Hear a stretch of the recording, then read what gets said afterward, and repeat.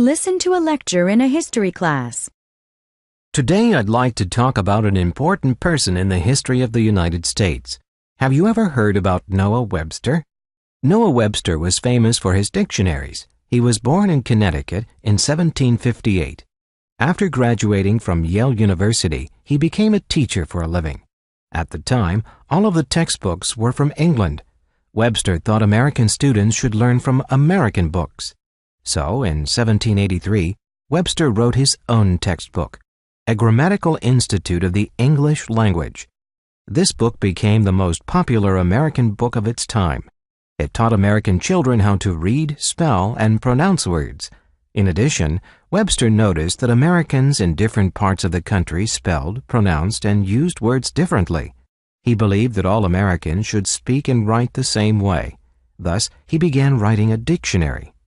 In 1828, he finally published his famous dictionary, An American Dictionary of the English Language. It contained 70,000 words, including words that had not appeared in any earlier dictionary. It also contained words from the arts and sciences.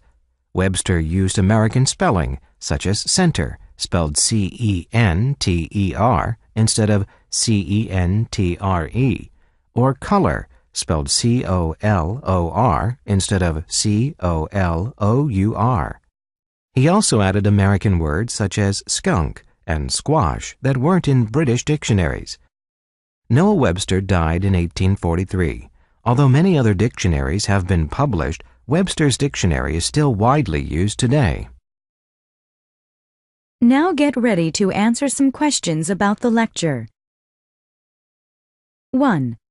What is the main purpose of the lecture? 2. What is not true about an American dictionary of the English language? 3. Why did Noah Webster make a dictionary?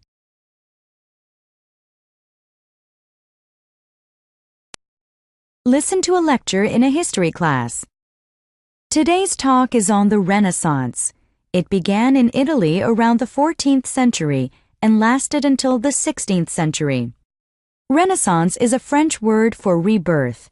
It was a cultural movement in which Europeans tried to correct the mistakes of the past and revive the values and artistic styles of the ancient Greeks and Romans. Right before the Renaissance, it was the Middle Ages. This was a time when God and religion were most important. Human beings were thought of simply as creations of God. However, this belief changed during the Renaissance.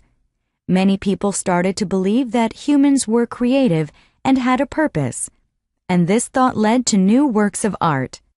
Renaissance artists wanted to show nature and true human feelings like love and romance. Art wasn't just created for the church, but for people themselves. In addition to the changes in art, great developments were made in science. In the Middle Ages, people looked at the world in a religious way and depended on superstitions. But during the Renaissance, science became as important as religious and social tradition. People studied and researched the natural world around them. As a result, many important scientific discoveries and inventions were made. 1.